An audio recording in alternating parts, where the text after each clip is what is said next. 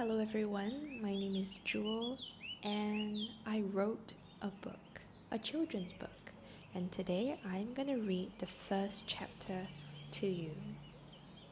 The book is called The Lightning Orb and it's written for children between the ages of 8 to 12, but even if you're not a kid, you might still enjoy this story. And if you are a child, then I wrote this book for you. Let me tell you a little bit about this story before we go into the first chapter. This story is set in a magical world called Terra Antiqua. This is a realm of magic, skygliders, which are magical hovering devices which you can stand on and fly, and also in the story are creatures beyond imagination, mythical creatures.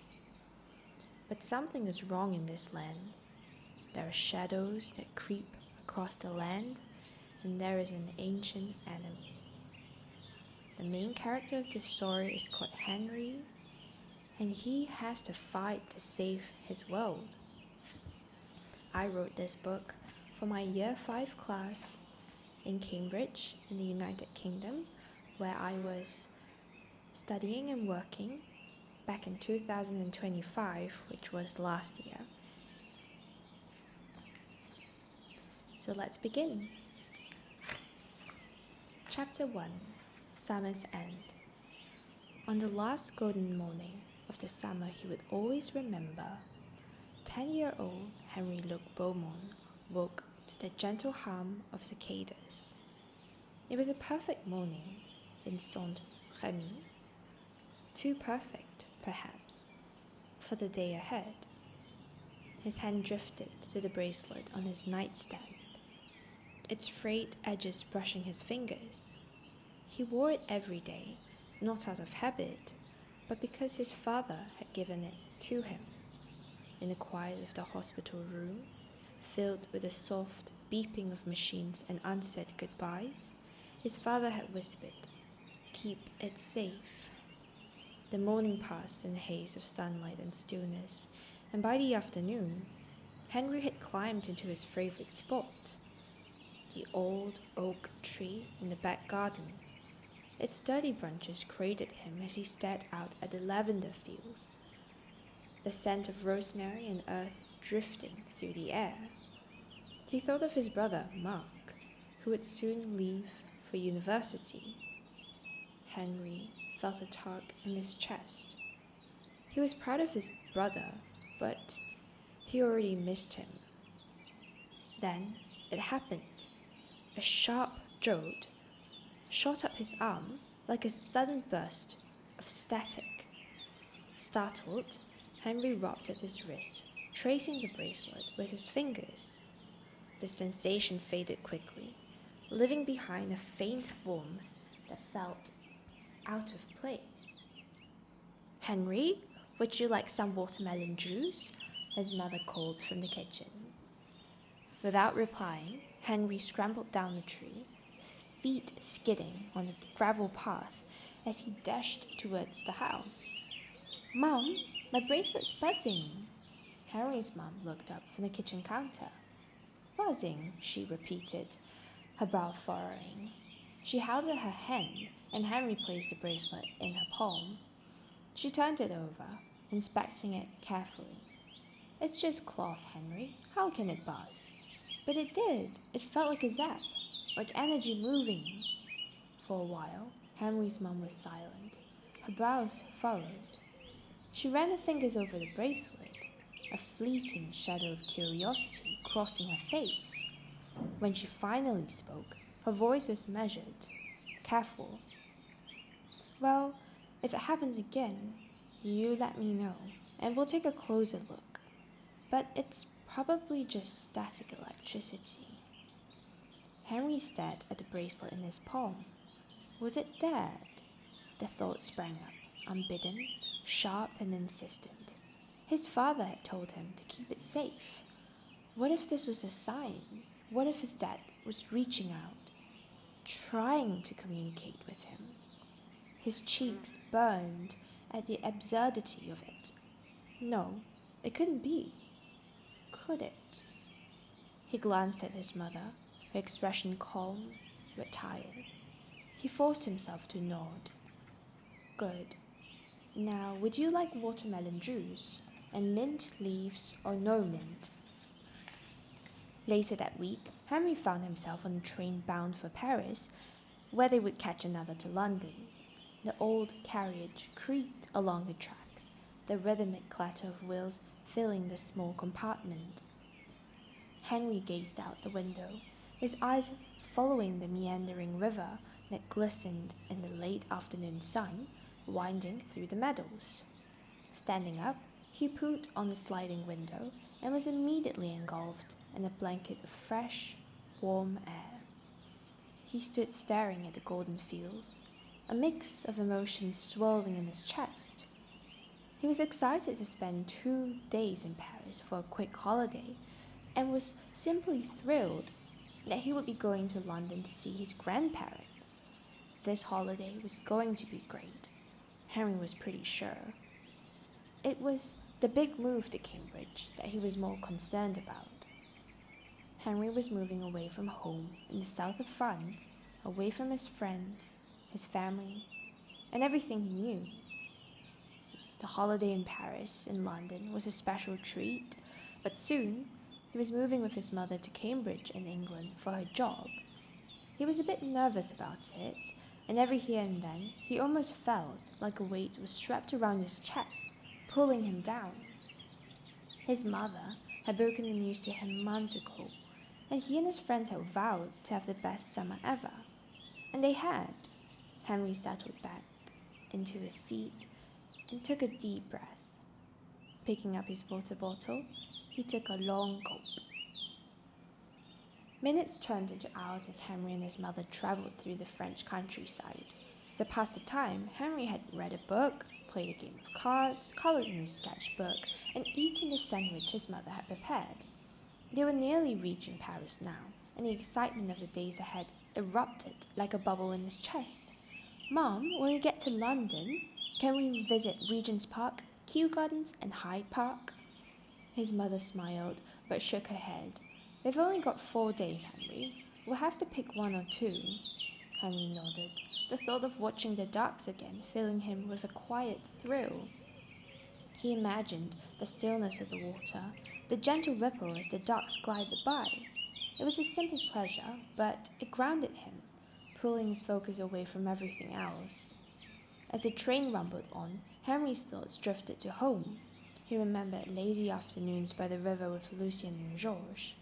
The smell of wildflowers, the taste of ice-cold lemonade. Saint-Remy was where he'd spent all his life. Now, he was leaving everything behind, and the weight of it pressed on him. He rested his head against the cold window and closed his eyes. The bracelet came to mind. That strange warmth, that unsettling jolt. It had felt like a secret just out of reach, waiting to reveal itself. But Henry didn't want to think about it now. Not here. He had made up his mind to enjoy the holiday, to lose himself in London, and to pretend, if only for a little while, that nothing was out of the ordinary. Let's have a picnic in Hyde Park, his mother's voice pulled him back to the present, light and cheery. We're meeting your grandparents in the morning, and I'm sure they'll be up for some time in the park. We could get sandwiches, maybe some fruit juice, and a bit of cake too. How does that sound? Henry's face lit up. The distraction he'd been craving suddenly within reach. He couldn't wait to see his grandparents. They were always so nice to him, and he hadn't spent time with them in ages. Yes, please. The vacation flew by in a blur of wonder. In Paris, Henry wandered the halls of the Louvre, staring up at the paintings he'd only ever seen in books, and strode through the Tuileries garden, where the fountains sparkled in the summer light. In London, he marveled at ancient treasures in the Natural History Museum, soared high above the city on the London Eye, and enjoyed a sunlit picnic in Hyde Park. It had been an amazing holiday, made even better because he had shared it with his grandparents and his mum. On their last evening in London, as they walked back to the hotel, Henry looked up at the pale, waning moon. Tomorrow, they would leave for Cambridge. A new adventure waited, and Henry wasn't quite sure how he felt.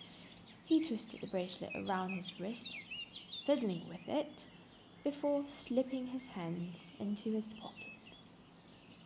The next morning, excitement fluttered in his stomach as they drove out of London. His granddad's car hummed along the winding country roads, and before long, Cambridge's graceful spires rose beyond a hill. "Let's take the scenic route," his Nan suggested, checking her watch. "Yes, let's go," Henry said, his excitement bubbling over. They wound through Cambridge's narrow streets, the old buildings blurring together in the warmth of the afternoon.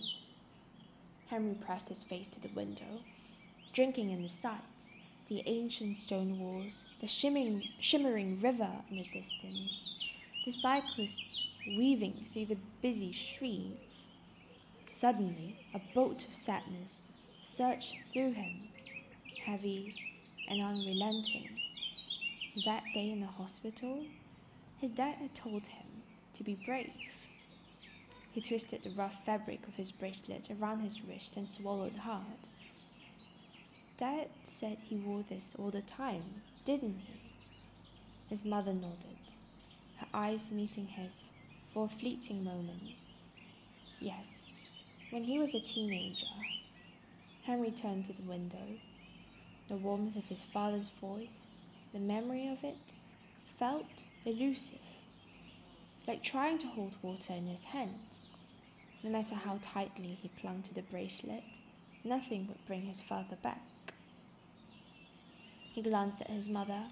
Her gaze lingered on him, her lips parting, as though she might say something. For a moment, he thought he saw a shadow in her eyes. A quiet sorrow, nothing too heavy to speak aloud. A quiet sorrow, something too heavy to speak aloud. The air in the car grew thick, and Henry turned away, his throat tightening. It was a relief when Grandad's cheerful voice cut through the quiet. "Look on your left. That's King's College, the pride of Cambridge." Henry turned to the window, catching sight of the soaring spires of the chapel. The intricate carvings in creamy white stone caught the golden sunlight, casting soft shadows that gave the facade an almost magical glow. "It's beautiful," he whispered, his unease fading for a moment. "It is, isn't it?" agreed Grandad, smiling. They drove past Midsummer Common, a bustling green space in Cambridge, filled with picnickers, cyclists, and pedestrians. Henry rolled down the window, letting the fresh air and cheerful sounds wash over him, trying to keep his mind off his father, but failing miserably. "Time to go to your new home," said Nan. When they arrived at 24 Sterling Way, Henry swung open the car door and stepped out quickly. The house, with its red door, white walls, and terracotta roof, stood inviting but unfamiliar. Henry watched as a butterfly darted among the dahlias, then followed as the owner of the house, William, unlocked the door. He pulled his luggage up the walkway and stepped over the threshold, taking in the quiet of his new home. The next morning, Henry awoke to the cheerful melody of birdsong.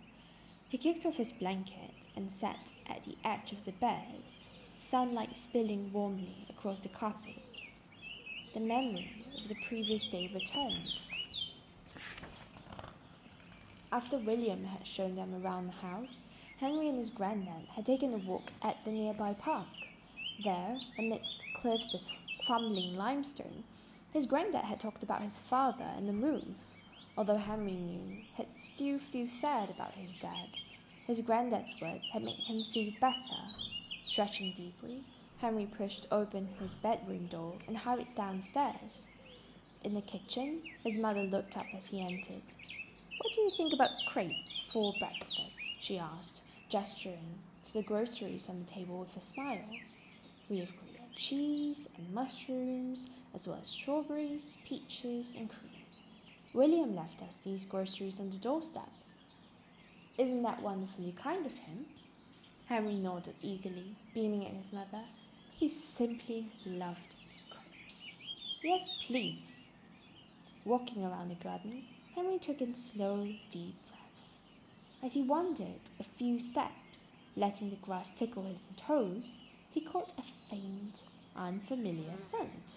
Something sharp, almost like the tang of wet fur. Then he heard it, a soft, scratching noise. His heart skipped. It had come from under a bush nearby. The dirt beneath the wooden fence shifted again, and this time Henry saw it clearly. A small, grey snout, framed by soft, spotted fur, slowly pushing through a hole in the fence. Could it be the neighbor's cat? Henry crouched lower, his breath shallow. The creature didn't flee. Instead, it worked with an uncanny determination, as though it knew exactly where it was going.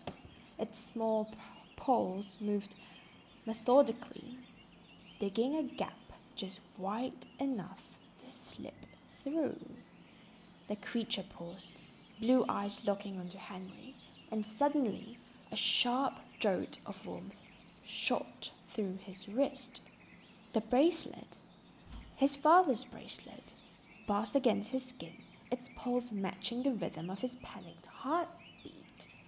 Henry, his mother's voice called from the living room.